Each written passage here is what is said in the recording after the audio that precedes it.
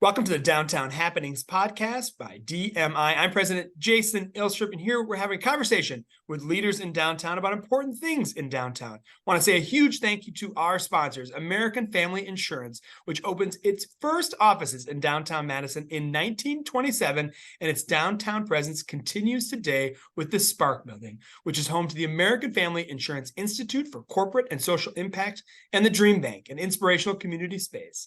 Still based in Madison, American Family's company's mission is to inspire, protect, and restore dreams through exceptional products, services, and community partnerships. Today's podcast, we've got a great person. If you love, well, she's just a great person. But if you love music, you are in for a treat. We have Lauren Toler, the Senior Market Director for Madison for FPC Live. Lauren is a great downtownite. Is that a term? I think we're going to go with a term. Who just has been in the music industry for a long time, and we can't wait to get to hear more from her. Lauren, how are you doing today? Wonderful. Thank you so much for inviting me. And I mean, let's just start with how we started in the pre-meeting. Love the t-shirt. Love the t-shirt. Yeah. Fleetwood Mac rumors. Yes. Lots happening. Rest in peace, Christine McVeigh. Rest in peace. Now, Lauren, I would say you have one of the coolest jobs in our city. You know, you have done so many things in music, but the position you have now, you really are doing amazing things with music in such a cool area in our downtown. And you've been doing so many different things before this, right? I mean, you've just been in the music industry for several years. You were marketing director for Frank Productions. You were market manager at Majestic Live, and you've worked in San Francisco, and you've done all these cool jobs. What first brought you into a career in music? Scott and Matt hate when I tell this story, but so Scott and Matt, the owners of the Majestic Theater and Majestic Live, they were looking for a marketing, ticketing, graphic design, and talent buyer position in 2013, and they listed that position on Craigslist. And I had recently just moved back from San Francisco, and when I lived in San Francisco, I was using all my disposable income, which was very, very limited, to go to as many shows as I could. So the idea of actually being engaged in my career of something in music was thrilling to me. I do not condone Craigslist as a current platform to hire people. I don't know what the landscape is there, but I think it's changed quite a bit. But anyways, I got the job. I started off doing marketing, ticketing, graphic design, talent buying. I ended up kind of siphoning off into marketing. And then as we've continued to grow, past the Majestic, obviously merged with Frank Productions, became part of Frank Productions, took on the High Noon Saloon, the Orpheum, and then the building of the Sylvia. And then as that all happened, I started to become a lot more interested in how we program and how we develop our spaces to fit our business model into the community as well. So what I do now is really focusing on our business operations and how that reflects into the community and how we can continue to fold the community into what we do. Where did your love for music come from? Are you a musician? Is this something you did in your youth? And where did your love for music start? I have absolutely zero musical talent. I played the flute in middle school, and I was actually requested to stop playing the flute because I was quote unquote slow fingered, whatever that meant. That's not a real that is thing, 100% true. 7th grade, I was asked to stop playing the flute. I could not keep up with the other kids. So it was exceptionally embarrassing. But I mean, I listened. I tried to be the edgy kid in high school by listening to Nine Inch Nails. And I love Nine Inch Nails and Rage Against the Machine. And I learned actually more so when moving to San Francisco. I live right next to a small venue. I don't even know what the cap is, probably like 300-400, called Bottom of the Hill. And they were bringing in a bunch of artists, either locally or nationally, that I didn't know. And again, I was like, hell, I'll go check out shows. And I started to really understand kind of the development of smaller up and coming artists, and I really fell in love with that scene as well. And now I was really lucky in the fact that, you know, working shows at the Majestic and Frequency, and as we grew Breathe and the Sylvie kind of opened my eyes to a large breadth of music. And now I'm a fan of pop and alt country and basically anything that you can. I'm one of those awful people when you ask what kind of music I like. I say everything, and then I hate myself for it afterwards. Seems like a fine response. Okay, let's go the opposite. Is there a genre you would not buy a lot of music in? Classical. That's fair. That's Yeah. fair. I mean, I just use like, I don't know, whatever service. Just I like to work to classical. That's not the same thing though as buying music, though, is it? I guess, NPR. I support Yeah. NPR. NPR plays classical. There we go. Yeah. Perfect. All right. So you really do have a cool job. What is the coolest part of your job? Oh, I think actually being able to develop the space that patrons and artists have such an incredible experience in. It is so cool to turn on the lights, get the staff involved, get everyone on board. At something like the Sylvia, get 2,500 people in our venue to celebrate one specific artist, and it's a really unique experience. I would also say too, seeing the growth of our artists from venue to venue. I mean, like the National has played a High Noon Saloon, and Sturgill Simpson was one of my favorite shows at the Majestic Theater, and now we are seeing them in such bigger, larger spaces, and to grow them in our own market has been a really fulfilling experience. Touch on that. You talked about wanting to create that cool space for the acts that come in, and the Sylvie really is a key part of that. That was Frank Productions, if I remember correctly, one of your first, full development projects, and you took every detail into account, the position of the loading dock and how many green rooms you have and how many restrooms there are. How important is that for the musicians and for Madison to be able to book the level of musicians that we're getting now? I would say the number one biggest driving factor we have, which is just like very non-sexy, is the loading dock. That loading dock and our ability to basically fit in arena level production straight to a stage is a huge advantage in what we're able to bring, and the production level that we're able to bring, that otherwise would prior to have to skip the market because we just didn't have the capabilities within some of the retrofitted theaters to actually be able to accommodate that kind of level of production. Yeah, if you ever get a chance, get a tour of the Sylvie, and you'll know exactly what Lauren's talking about. I was in the space just last night, and it's 30 feet between the loading dock door and actually where you're seen on stage. Maybe not even that far. Yeah, it's pretty incredible. And you are bringing some acts that Madison hasn't seen before. How important is a venue like the Sylvie for just the entertainment value and the different acts that you can bring in here into Madison? Yeah, I think the biggest advantage, again, is being able to build artists. So prior to the Sylvie, we didn't have the ability to build artists to the level that we can now with, something like a Shinedown. Shinedown wasn't able to play the market before. I mean, they didn't have the structure and the ability to do so. And now they've been playing the Sylvie on a pretty consistent basis. So it has been such a huge factor in being able to open our doors to artists that we tried to grow, but then had to, stunt that growth by having them go to other markets because we didn't have the ability to find another space for them. So what I always tell people is, if you love the Sylvie, continue to watch out for those artists at the High Noon Saloon and the Majestic, because I promise you they will end up at the Sylvie as well. And we've seen many cases of that since the Sylvie has opened. I mean, I think that's just really cool. But you're taking the lessons learned from the Sylvie, and you're one of the next ventures is opening a venue in Milwaukee with many of the same tenants. So you really want to see expansion. What does the future of Frank Productions look like for you all? Yeah, so I'm mostly focused on the Madison market, but obviously I'm from outside Milwaukee, and I just love the growth of being able to continue to bring talent to Wisconsin as a whole. I think that historically Wisconsin has just been overlooked as the stopgap between Minneapolis and Chicago. And so being able to open more pathways for artists to come through Wisconsin is just a really great opportunity for both markets.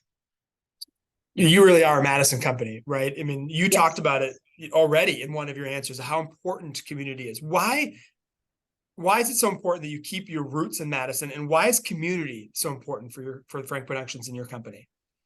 Our entire business model is based in the community. We are based in serving our patrons that come to our shows And in doing so, they're not just coming to our shows, they're coming to experience downtown Madison or the neighborhoods of which all of our venues are. So they're coming to the Majestic and getting a drink at, you know, Lucille or Youngblood, or the Orpheum and getting a drink at Cask and Ale, or stopping by Vintage or seeing a show at Heineken Saloon Patio before they go to the Sylvie. So we are trying to create a culture of community within the businesses down here.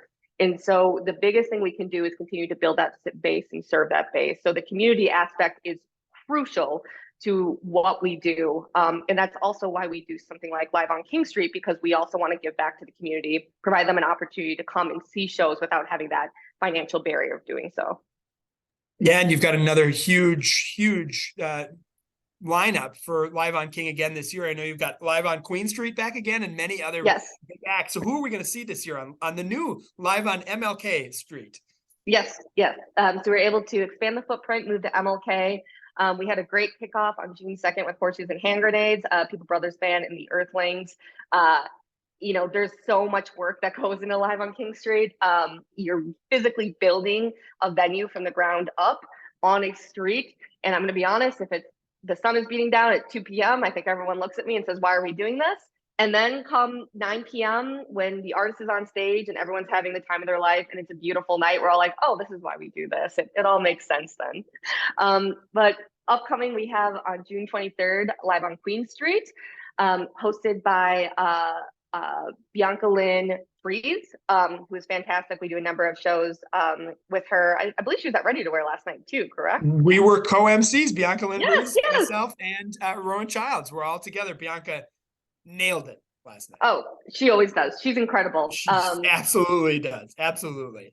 She's hosting.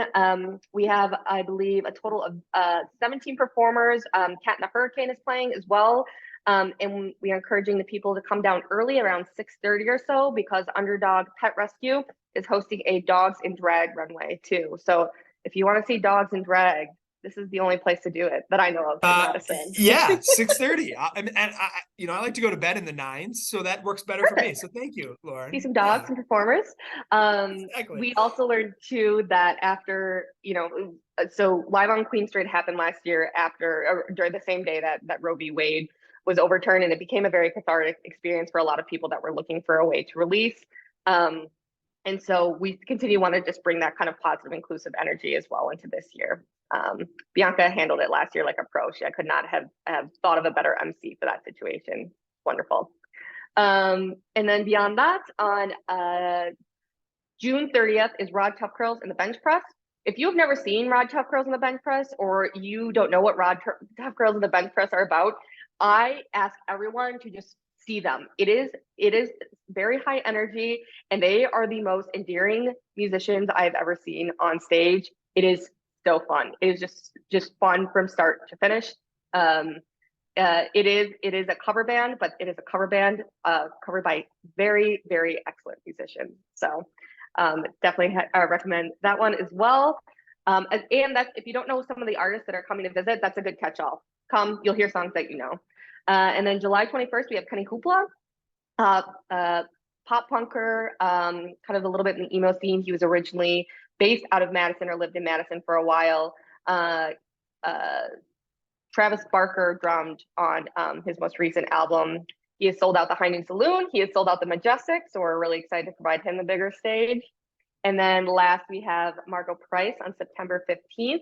She is wonderful, darling, incredible performer. She recently played the Majestic, and everyone was blown away by what she can bring to the stage. So again, very excited to offer her a bigger stage for more people to see that level of performance. I'm on down all summer to MLK, Yes. Live on King. Now I want to talk to how important, you talked about, obviously the venues, right? Cask and Ale doing well, and Nick's and all the rest of these places because of what you bring. But I think it's even bigger. So last night we were just talking about, the Ready Word event happening at Sylvie. At the same time, Weezer was playing at Bree Stevens. How important do you think having music and more live music and more venues is to just sort of the economic and the vibrancy? And when we're bringing new people, how important is that for downtown? And also to note too, we also had Rodrigo and Gabriela at the Orpheum Theater as well. There you go. So you literally covered all corners of downtown. And we had a bit brigade. We also had an event at the High Noon Saloon. So we were activated in 4 different spaces. And I think there was a level of hesitation when the Sylvia was being built. And the question being asked is, can Madison support this level? Do we have the capabilities of doing so? Is there enough people that want this?